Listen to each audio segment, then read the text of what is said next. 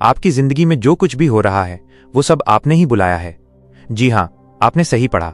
आपकी नौकरी, आपके रिश्ते, आपकी आर्थिक स्थिति, आपकी सेहत, यहां तक कि वो छोटी छोटी परेशानियां भी जो रोज आपको घेरे रहती हैं, ये सब कहीं ना कहीं आपके अपने विचारों और भावनाओं का नतीजा है। शायद अभी आप सोच रहे होंगे कि ये कैसे संभव है। आखिर कौन चाहता है कि उसकी जिंदगी में समस्याएं आए? कौन चाहता है कि उसे पैसों की तंगी हो? कौन चाहता है कि उसके रिश्तों में कड़वाहट हो? लेकिन यही तो सबसे बड़ा सच है जिसे समझना जरूरी है। समस्या ये नहीं है कि आप जानबूझकर बुरी चीजें अपने जीवन में बुला रहे हैं। असली समस्या ये है कि आप नहीं जानते कि आप क्या बुला रहे हैं। हर पल, हर सेकंड आपके दिमाग में हजारों विचार आते और जाते हैं। हर विचार एक तरंग की तरह ब्रह्मांड में फैलता है और वैसी ही चीजें आपकी तरफ खींचता है। जब आप सुबह उठते हैं और सोचते हैं कि आज का दिन कितना भारी होने वाला है, तब आप अनजाने में उसी तरह के अनुभवों को अपनी ओर खींच रहे होते हैं। जब आप सोचते हैं कि मेरे पास कभी पैसे नहीं होते, तो आप पैसों की कमी को अपने जीवन में आमंत्रित कर रहे होते हैं।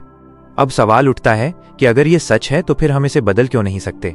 हम क्यों नहीं सिर्फ अच्छे विचार सोचकर अपनी जिंदगी को बेहतर बना लेते? दरअसल ज्यादातर लोग ये नहीं जानते कि आकर्षण का नियम कैसे काम करता है। वे नहीं जानते कि सिर्फ सोच लेने से काम नहीं चलता, बल्कि महसूस करना, विश्वास करना और सही तरीके से इस नियम को लागू करना जरूरी है। आपने कभी गौर किया है कि कुछ लोग हमेशा खुश क्यों रहते हैं? कुछ लोगों के पास हमेशा मौके क्यों आते हैं?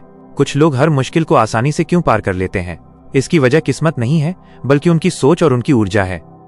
ये किताब आपको बताएगी कि कैसे आप अपने विचारों को नियंत्रित कर सकते हैं, कैसे आप अपनी भावनाओं को सही दिशा दे सकते हैं और कैसे आप जानबूझकर वो चीजें अपने जीवन में ला सकते हैं जो आप सच में चाहते हैं। ये सिर्फ कोरी बातें नहीं हैं, बल्कि व्यावहारिक तरीके हैं जिन्हें लाखों लोगों ने आजमाया है और अपने जीवन को पूरी तरह बदल दिया है। कल्पना कीजिए कि अगर आप सच में अपने सपनों की जिंदगी जी सकें, अगर आप वो करियर पा सकें जो आप चाहते हैं, अगर आपके रिश्ते प्यार और सम्मान से भरे हों, अगर आपके पास पर्याप्त पैसा हो अपनी जरूरतें पूरी करने के लिए, तो आपका जीवन कैसा होगा? ये किताब आपके हाथ में एक चाबी है, एक ऐसी चाबी जो आपकी जिंदगी के हर दरवाजे खोल सकती है। बस जरूरत है तो इसे सही तरीके से इस्तेमाल करने की, समझने की और लागू करने की। तो क्या आप तैयार हैं अपनी जिंदगी की कमान अपने हाथों में लेने के लिए? नमस्ते दोस्तों, स्वागत है आपका audio books by Indwar YouTube channel में। आज की ऑडियो बुक है law of attraction book by Michael Losier. तो चलिए शुरू करते हैं आज के बुक पर आधारित एक काल्पनिक कहानी। दिल्ली की सुबह की शुरुआत अक्सर एक जैसी होती है। ऑटो रिक्शा के तेज हॉर्न, सड़क किनारे ठेले पर बनती चाय की महक और हवा में घुली एक अजीब सी बेचैनी। निरंजन के लिए ये बेचैनी सिर्फ हवा में नहीं, बल्कि उसकी रगों में दौड़ती थी। उम्र 28 साल, एक सॉफ्टवेयर इंजीनियर जो गुड़गांव की एक बड़ी आईटी कंपनी में काम करता था। उसकी जिंदगी एक कंप्यूटर स्क्रीन के कोड की तरह थी, दोहराई जाने वाली, अनुमानित और रंगहीन। हर सुबह अलार्म की घंटी उसे एक ऐसी दौड़ में उलझा देती थी जिसका अंत नहीं था। वो बिस्तर से उठता, नहाता और फिर दिल्ली गुड़गांव एक्सप्रेसवे पर फंस जाता। उसकी कार के अंदर से देखने पर हजारों अन्य कारें एक लंबे, धीमे और निराशाजनक सांप की तरह लिपटी हुई दिखती। उसका दिमाग हमेशा एक ही बात दोहराता, मुझे ये ट्रैफिक नहीं चाहिए, मुझे ये नौकरी नहीं चाहिए, मुझे यह अकेलापन नहीं चाहिए। ये शब्द उसके मन का मंत्र बन चुके थे, एक मंत्र जो हर दिन उसे और गहरे उसी गड्ढे में धकेलता जा रहा था जिससे वो बाहर निकलना चाहता था। ऑफिस पहुंचकर हालत और भी बदतर हो जाती। उसका क्यूबिकल एक छोटे से कैदखाने जैसा था, जहां एस बड़ी ई की ठंडी हवा भी उसके अंदर की जलन को शांत नहीं कर पाती थी। वो बोरिंग प्रोजेक्ट्स पर काम करता, बॉस की डांट सुनता और दिन का अंत उस उम्मीद के साथ करता कि शायद कल कुछ अलग होगा। लेकिन कल आज जैसा ही होता। शाम को जब वो वापस अपने एक कमरे के फ्लैट में लौटता तो खालीपन उसे गले लग जाता। वो अक्सर खिड़की से बाहर दिल्ली की रोशनियों को देखता और सोचता, क्या यही है जिंदगी? बस कमाना, खाना और सोना। मुझे तो ये सब नहीं चाहिए, मुझे तो जीना चाहिए। पर जीने का क्या मतलब था, इसका उसे कोई जवाब नहीं था। वो अपने दोस्तों से बात करता, लेकिन उनकी बातें भी उसे और उलझन में डाल देती। कोई प्रमोशन की बात करता तो कोई नई कार खरीदने की। निरंजन को लगता कि शायद वहीं कोई गलती है, शायद वो जिंदगी को गलत तरीके से देख रहा है। एक दिन ऐसा आया जब उसका सब्र टूट गया। उसने महीनों की मेहनत से बनाया एक प्रोजेक्ट प्रेजेंट किया, लेकिन उसके बॉस ने उसे 1 मिनट में रद्द कर दिया। ये काम नहीं करेगा निरंजन, बहुत जटिल है, कुछ सिंपल सोचो। ये सुनकर उसे लगा जैसे किसी ने उसके सपनों पर पानी फेर दिया हो। वो चुपचाप अपनी सीट पर वापस आ गया। उसकी आंखों में गुस्सा और निराशा थी। शाम को जब वो ऑफिस से निकला तो आसमान काले बादलों से भरा था। जैसे ही वो एक्सप्रेसवे पर पहुंचा, बारिश शुरू हो गई। पहले धीरे धीरे, फिर ऐसी तेज कि सामने कुछ भी दिखाई नहीं दे रहा था। ट्रैफिक पूरी तरह रुक गया। उसकी कार के वाइपर भी बारिश के सामने बेबस लग रहे थे। उसका फोन बजा। उसकी माँ थी। बेटा कब आओगे, हम तुम्हारा इंतजार कर रहे हैं। उसने गुस्से में कह दिया, माँ अभी तो यहाँ जाम है, बारिश हो रही है, मुझे तो ये सब पसंद नहीं है। मैं आ नहीं सकता, और फोन काट दिया। उस रात वो घर पहुंचने में 4 घंटे का समय लगा। वो भीगकर परेशान, भूखा और थका हुआ था। उसने अपना बैग एक कोने में फेंक दिया और सोफे पर गिरकर रोने लगा। वो रो नहीं रहा था, बल्कि उसके अंदर का इंसान मर रहा था। उसे एहसास हुआ कि वो जिस जिंदगी से बचना चाहता था वो उसे चारों ओर से घेरे हुए है। उसने फैसला किया कि अब और नहीं, अब वो कुछ भी करके इस स्थिति को बदलेगा। अगले कुछ दिन निरंजन के लिए बहुत मुश्किल रहे। वो ऑफिस जाता, लेकिन उसका दिमाग कहीं और ही था। वो इंटरनेट पर जीवन को बदलने के तरीके ढूंढता रहता। उसने कई मोटिवेशनल वीडियोस देखे, कई लेख पढ़े, लेकिन कुछ भी उसे स्थायी शांति नहीं दे पाया। एक शनिवार की सुबह जब उसका मन बहुत उदास था, वो घर से निकलकर नजदीकी पार्क में चला गया। वहां बूढ़े बुजुर्ग टहल रहे थे, बच्चे खेल रहे थे और कुछ लोग योग कर रहे थे। उसने एक बेंच पर बैठकर सबको देखा।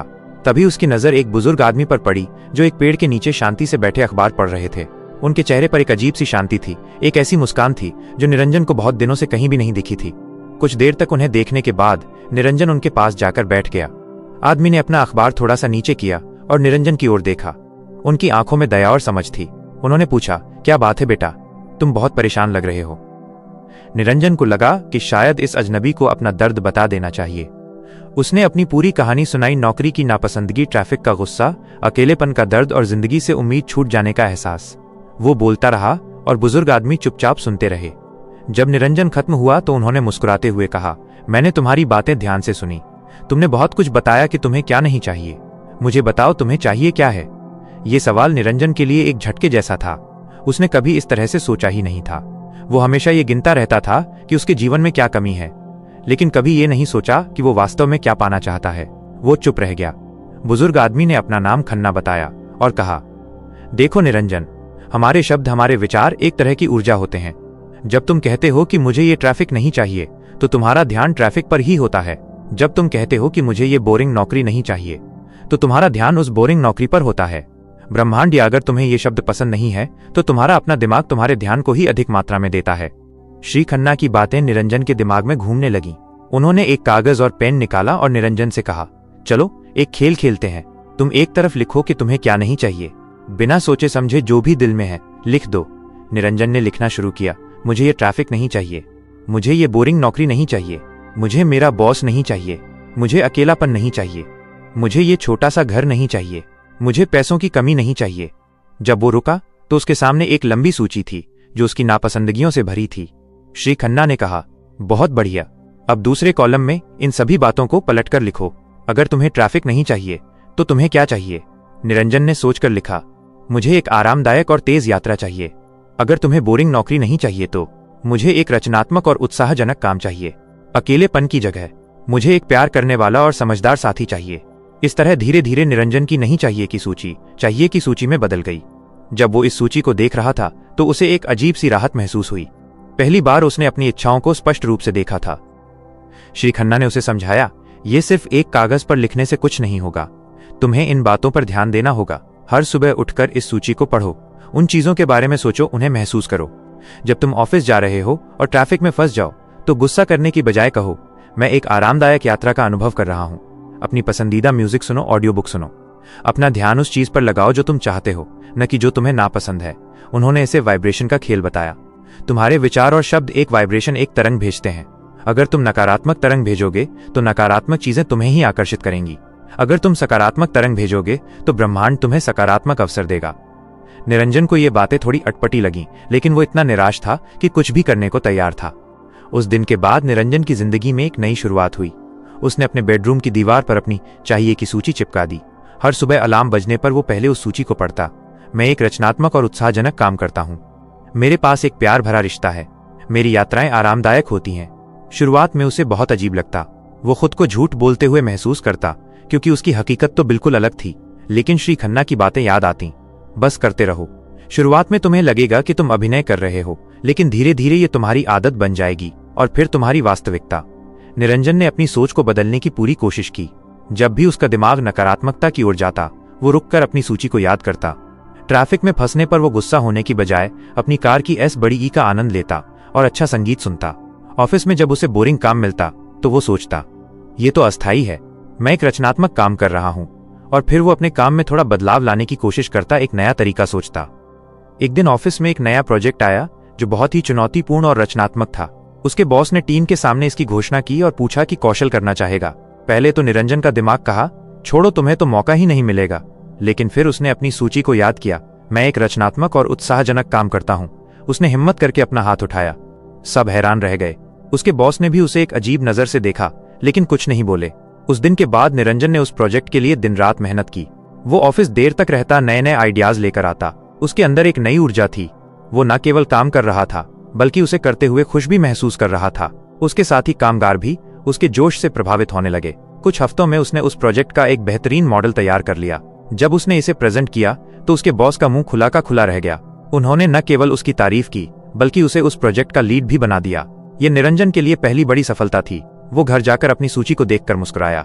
वो महसूस कर रहा था कि कुछ बदल रहा है। जैसे जैसे निरंजन का काम बेहतर होता गया, उसका आत्मविश्वास भी बढ़ता गया। वो अब उदास नहीं रहता था।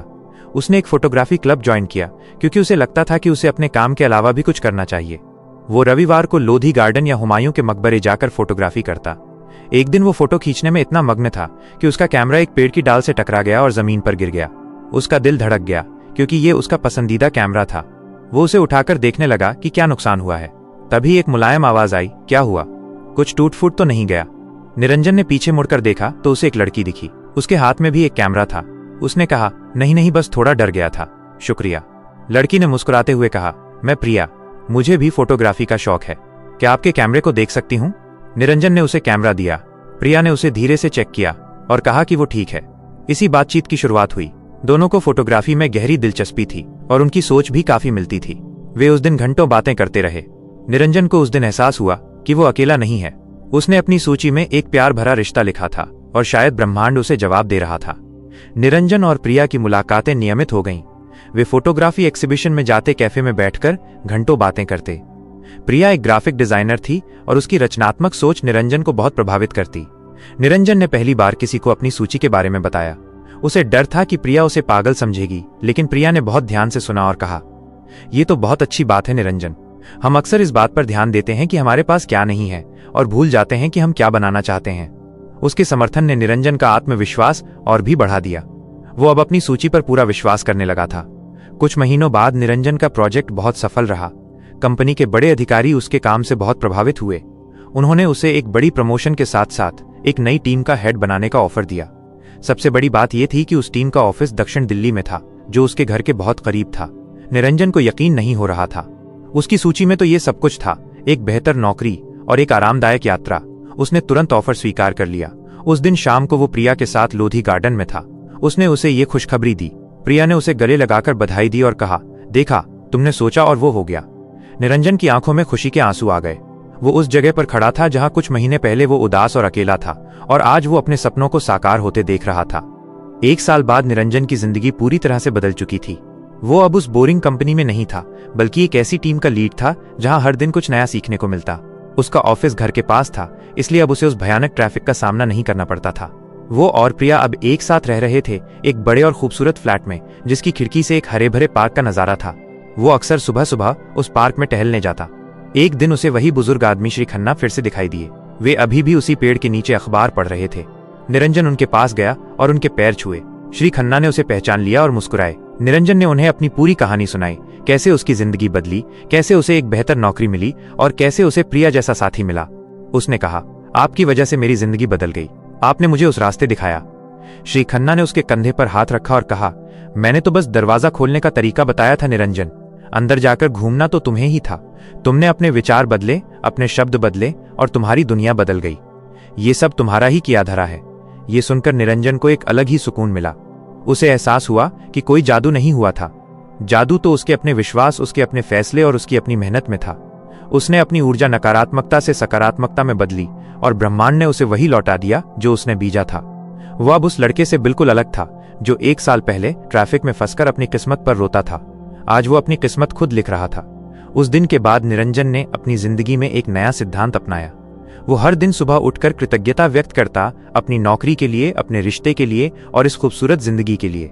उसने समझ लिया था कि खुशियां बाहर नहीं बल्कि अंदर से शुरू होती हैं। अगर आप अपने अंदर की दुनिया को सकारात्मक रखेंगे तो बाहर की दुनिया भी आपके लिए सकारात्मक हो जाएगी। दिल्ली की व्यस्त सड़कें आज भी वहीं थीं, ट्रैफिक आज भी लगता था, लेकिन अब निरंजन का नजरिया बदल गया था। पुस्तक के अंतिम पन्नों तक पहुंचते हुए आपने महसूस किया होगा कि ये कोई साधारण पुस्तक नहीं है, बल्कि ये एक खोज है, एक खुद को खोजने की यात्रा है। माइकल लोजियर ने आकर्षण के नियम को उन जटिल दार्शनिक शब्दों से आजाद कराया है जो अक्सर इसे दूर तक पहुंच से बाहर कर देते हैं, और इसे एक ऐसे व्यावहारिक उपकरण में बदल दिया है जिसे आप अपने दैनिक जीवन में उपयोग कर सकते हैं। ये निष्कर्ष केवल एक सारांश नहीं है, बल्कि ये एक नई शुरुआत के लिए आपका व्यक्तिगत आमंत्रण है। एक ऐसी शुरुआत जिसमें आप अब केवल जीवन के दर्शक नहीं, बल्कि इसके सक्रिय और शक्तिशाली निर्माता हैं। आकर्षण का नियम कोई जादुई चमत्कार नहीं है, बल्कि ये एक वैज्ञानिक सिद्धांत की तरह है जो हर क्षण काम कर रहा है, ठीक वैसे ही जैसे गुरुत्वाकर्षण। आप इसे देख नहीं सकते, लेकिन आप इसके परिणामों को हर समय महसूस करते हैं। इस पुस्तक ने आपको बताया है कि इस शक्तिशाली नियम का लाभ कैसे उठाया जाए। सबसे महत्वपूर्ण सबक ये रहा है कि आप जो ध्यान देते हैं वो बढ़ता है। यह एक सरल वाक्य है, लेकिन इसमें आपके भविष्य को बदलने की पूरी क्षमता छुपी है। जब आप अपनी ऊर्जा और ध्यान उन चीजों पर केंद्रित करते हैं जिन्हें आप नहीं चाहते, तो आप वास्तव में उन्हीं को और अधिक शक्ति देते हैं और वे आपके जीवन में बढ़ती हैं। ये उस बीज को पानी देने जैसा है जिसे आप उगाना नहीं चाहते। ये पुस्तक आपको उस बागवानी की कला सिखाती है जहां आप केवल वांछित पौधों को पानी देते हैं और उन्हें पनपने देते हैं। इस यात्रा का सबसे बड़ा नैतिकता यह है कि आप अपने जीवन की जिम्मेदारी का पूर्ण रूप से स्वामी हैं। कोई दूसरा व्यक्ति, कोई परिस्थिति और न ही कोई भाग्य आपके लिए आपकी वास्तविकता नहीं बना सकता। आपके विचार, आपकी भावनाएं और आपका ध्यान ही वे रंग हैं जिनसे आप अपने जीवन के कैनवस को रंगते हैं। यह एक गहरा और सशक्तिकरण देने वाला सत्य है। इसका मतलब है कि आप अब कभी भी खुद को पीड़ित के रूप में नहीं देख सकते। आप अपने जीवन के मायाजाल के केंद्र में खड़े हैं और हर धागा आपकी उंगलियों से निकला है। यह जानकारी शुरू में थोड़ी डरावनी लग सकती है, क्योंकि इसका मतलब है कि आप अपनी गलतियों के लिए जिम्मेदार हैं, लेकिन जैसे ही आप इसे गले लगाते हैं, यह आपको अद्भुत स्वतंत्रता की भावना देता है। आप हर क्षण एक नई चुनाव कर सकते हैं, एक नई दिशा चुन सकते हैं। इस पुस्तक ने आपको एक सरल 3 चरणीय प्रक्रिया दी है। पहचाने कि आप क्या नहीं चाहते, उसके विपरीत ये पहचाने कि आप क्या चाहते, और फिर उस चाहत पर अपना ध्यान केंद्रित करें। ये प्रक्रिया इतनी सरल है कि लोग अक्सर इसकी प्रभावशीलता पर सवाल उठाते हैं, लेकिन यही इसकी सुंदरता है। ब्रह्मांड की शक्ति जटिलता में नहीं, बल्कि सरलता और स्पष्टता में निहित है। जब आप स्पष्ट होते हैं कि आप क्या चाहते हैं, तो आप ब्रह्मांड को एक स्पष्ट आदेश देते हैं। जब आप उस आदेश पर अपना ध्यान केंद्रित रखते हैं, तो आप उसे शक्ति देते हैं, और जब आप अच्छा महसूस करते हैं, तो आप उसे प्राप्त करने के लिए खुद को खोलते हैं। अब बात करते हैं प्रभावशाली विचारों की। अपने जीवन को एक रेडियो की तरह कल्पना करें। आपके पास चैनल बदलने की शक्ति है। अगर आप एक ऐसे चैनल पर ट्यून कर रहे हैं जो नकारात्मकता, शिकायत और कमी के गीत बजा रहा है, तो यही आपके जीवन का संगीत होगा। लेकिन आपके पास डायल को मोड़ने की शक्ति है। आप उस चैनल को चुन सकते हैं जो आशा, आभार, प्रेम और प्रचुरता का संगीत बजाता है। ये पुस्तक आपको ये बताती है कि डायल को कैसे मोड़ना है और उस नए चैनल पर बने रहने के लिए अपनी ऊर्जा को कैसे जगाए रखना है। ये एक बार का काम नहीं है, बल्कि ये एक निरंतर चलने वाली प्रक्रिया है, एक अभ्यास है। हर दिन, हर क्षण आपके पास चुनाव है। एक और गहरा विचार ये है कि आपकी भावनाएं आपके आंतरिक मार्गदर्शक हैं। वे आपको बताती हैं कि आप किस आवृत्ति पर कंपन कर रहे हैं। जब आप अच्छा महसूस करते हैं, तो आपका कंपन ऊंचा होता है और आप अपनी इच्छाओं के साथ संरेखित होते हैं। जब आप बुरा महसूस करते हैं, तो आपका कंपन नीचा होता है और आप उन चीजों को आकर्षित करते हैं जिन्हें आप नहीं चाहते। इसलिए अपनी भावनाओं को अनदेखा न करें, उन्हें अपना कंपास बनाएं। यदि आप डर, गुस्सा या चिंता महसूस कर रहे हैं, तो ये एक संकेत है कि आप गलत दिशा में जा रहे हैं। रुकें, सांस लें और अपने विचारों को उस चीज पर ले जाएं जो आपको थोड़ा बेहतर महसूस कराए। ये धीरे धीरे अपनी भावनात्मक स्थिति को ऊपर उठाने की प्रक्रिया है, और यही आकर्षण का सार है। स्वीकार करना या अलाउइंग की अवधारणा भी बहुत महत्वपूर्ण है। कई बार हम अपनी इच्छाओं को स्पष्ट कर देते हैं, लेकिन फिर उन्हें प्राप्त करने के तरीके के बारे में चिंता करते हैं। हम सवाल करते हैं, ये कैसे होगा, ये कब होगा, ये संभव है भी या नहीं। ये सवाल आपके और आपकी इच्छा के बीच एक दीवार खड़ी कर देते हैं। स्वीकार करने का मतलब है ब्रह्मांड पर भरोसा करना। ये एक ऑनलाइन ऑर्डर करने जैसा है। आप अपना ऑर्डर देते हैं, अपना पता देते हैं, और फिर आप जानते हैं कि ये आपके पास पहुंचेगा।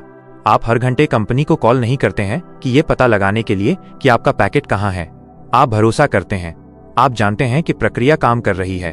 आपका काम केवल ऑर्डर देना और डिलीवरी के लिए तैयार रहना है। यह भरोसा ही स्वीकार करना है।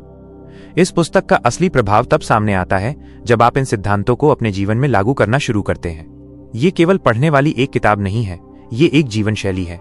ये एक ऐसा तरीका है जिससे आप दुनिया को देखते हैं और उसके साथ बातचीत करते हैं। जब आप हर सुबह उठेंगे और आभार महसूस करेंगे, तो आप अपना दिन एक सकारात्मक नोट पर शुरू करेंगे। जब आप किसी चुनौती का सामना करेंगे, तो आप शिकायत करने के बजाय ये पूछेंगे, मैं इससे क्या सीखना चाहता हूँ और मैं अब क्या चाहता हूँ। ये मानसिकता का बदलाव है और ये बदलाव आपके जीवन को बदल देगा। सोचें, आपने अब तक अपना ध्यान कहाँ केंद्रित रखा है? क्या आपने अपनी समस्याओं, अपनी कमियों और उन लोगों पर ध्यान दिया है जो आपको परेशान करते हैं? अगर हाँ, तो आपने ब्रह्मांड को उन्हीं चीजों के लिए एक निमंत्रण भेजा है। लेकिन अब आप जानते हैं, अब आपके पास ज्ञान है, आप अपना ध्यान बदल सकते हैं। आप अपनी इच्छाओं की ओर ध्यान मोड़ सकते हैं। आप अपने सपनों, अपनी खुशियों और अपनी सफलताओं पर ध्यान केंद्रित कर सकते हैं। और जैसे ही आप ऐसा करेंगे, आप देखेंगे कि ब्रह्मांड आपको उन्हीं के साथ जवाब देने लगता है। ये एक अद्भुत खेल है और अब आप इसके नियमों को जानते हैं। इस निष्कर्ष का अंतिम संदेश एक आह्वान है। ये आपको अपने भीतर की शक्ति को पहचानने और उसे उपयोग करने के लिए एक प्रेरणा है। आप एक अद्भुत, शक्तिशाली और सृजनशील प्राणी हैं। आपके पास वो सब कुछ है जो आपको अपना जीवन बदलने की जरूरत है। यह पुस्तक आपको केवल एक नक्शा देती है, लेकिन यात्रा तो आपको ही करनी है। आज से शुरू करें।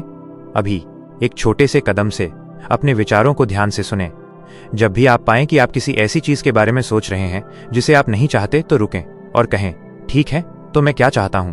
और फिर उस नए विचार पर कुछ पल बिताएं। उसे महसूस करें, उसमें आनंद महसूस करें। आपका जीवन आपकी ऊर्जा का प्रतिबिंब है। यदि आप चाहते हैं कि आपका जीवन और अधिक प्रेम, आनंद और प्रचुरता से भरा हो, तो आपको खुद को उस आवृत्ति पर कंपन करना होगा। आपको प्रेम महसूस करना होगा, आनंद महसूस करना होगा और प्रचुरता महसूस करनी होगी। यह एक अभ्यास है। हर दिन अपने लिए कुछ समय निकालें। अपनी इच्छाओं के बारे में सोचें, उन्हें लिखें, उनके बारे में बात करें और सबसे महत्वपूर्ण बात, उन्हें होने के रूप में महसूस करें। जब आप ऐसा करते हैं, तो आप ब्रह्मांड को सबसे शक्तिशाली संकेत भेज रहे होते हैं। मैं तैयार हूं, मैं इसे स्वीकार करने के लिए खुला हूं। याद रखें, आप अकेले नहीं हैं। पूरा ब्रह्मांड आपके साथ है, आपकी सहायता के लिए तैयार खड़ा है। आपका काम केवल स्पष्ट होना, अपना ध्यान केंद्रित करना और अच्छा महसूस करना है। बाकी सब कुछ ब्रह्मांड संभाल लेगा। यह विश्वास रखने की बात है, ये जानने की बात है कि आपकी इच्छाएं आपके लिए प्रकट हो रही हैं, भले ही आप उसे अभी न देख पा रहे हों। ये पुस्तक यहाँ समाप्त हो सकती है, लेकिन आपकी यात्रा अभी शुरू हो रही है। आपने जो कुछ भी सीखा है, उसे अपने हृदय में समेट लें। इसे अपने जीवन का हिस्सा बनाएं। इसे अपनी सांसों की तरह प्राकृतिक बनाएं। जब आप ऐसा करेंगे, तो आप देखेंगे कि आपका जीवन धीरे धीरे उस तस्वीर के अनुरूप बदलने लगता है जिसे आपने अपने मन में बनाया था। आपके सपने सच होने लगेंगे, आपकी इच्छाएं पूरी होंगी और आप उस जीवन को जिएंगे जिसकी आप हमेशा से कामना करते थे। अंत में सबसे प्रभावशाली विचार यह है कि आप एक चुंबक हैं। आप लगातार ऊर्जा का आदान प्रदान कर रहे हैं और अपने जैसी ही ऊर्जा को आकर्षित कर रहे हैं। अपने आप को एक ऐसे चुंबक के रूप में देखें जो प्यार, खुशी, स्वास्थ्य, समृद्धि और सफलता को आकर्षित करता है। आपका काम केवल उस चुंबक को सही दिशा में रखना है। आपके विचार और भावनाएं वह दिशा निर्धारित करती हैं। तो आज से अपने आप को दुनिया के सबसे शक्तिशाली चुंबक के रूप में जानें और अपनी ऊर्जा को उस जीवन को आकर्षित करने के लिए उपयोग करें जिसे आप प्यार करते हैं। आपका भविष्य उज्जवल है और यह आपके हाथों में है। इसे बनाएं। आप इसके लायक हैं। अगर आपको ये ऑडियो बुक पसंद आई हो, तो एक लाइक जरूर दीजिए और कमेंट करके बताइए कि अगली कहानी कौन सी सुननी है। आपका कमेंट पिन किया जा सकता है, तो दिल से कुछ लिखिए। और हाँ, सब्सक्राइब करना मत भूलिए। साथ में उस बेल आइकन को दबाना जरूरी है ताकि अगली ऑडियो बुक की घंटी सबसे पहले आपके पास बजे। मिलते हैं अगली ऑडियो बुक में। सुनते रहिए, सीखते रहिए।